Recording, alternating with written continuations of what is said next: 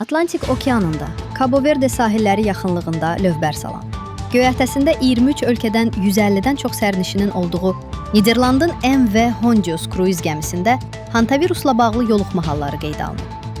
Az24 xəbər verir ki, hadisə beynəlxalq səhiyyə qurumlarını hərəkətə keçirib və bir neçə sərnişin təcili şəkildə təxliyə olunub. Ümumdünya Səhiyyə Təşkilatı xəstələrin tibbi təyyarələrlə Niderlanda köçürüldüyünü təsdiqləyib. Hazırki mərhələdə ictimai sağlamlıq üçün ümumi riskin aşağı olduğu bildirilib. Məlumata görə, MV Hondius gəmisində ümumilikdə 8 hantavirus halı təsdiqlənib. Bunlardan 3 nəfər həyatını itirib, bir nəfərin vəziyyəti ağırdır, digərlərində isə yüngül simptomlar müşahidə olunur. İlk simptomlar qızdırma, halsızlıq və mədə-bağırsaq pozğunluqları ilə başlayıb.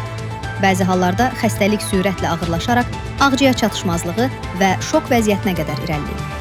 Məlumata görə tanınmış Türkiyəli YouTuber Ruhi Çenet də gəmidə olub. Onun burada təxminən 24 gün qaldığı və səyahətini sosial media üzərindən paylaşdığı bildirilir. Çenetin hazırda vəziyyətinin stabil olduğu, lakin protokol çərçivəsində tibbi müşahidəyə alındığı qeyd olunur. Epidemiyanın dəqiq mənbəyi hələ müəyyən edilməyib.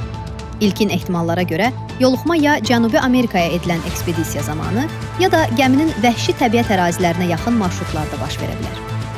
Hantaviruslar gəmiricilər vasitəsilə yayılan virus ailəsidir.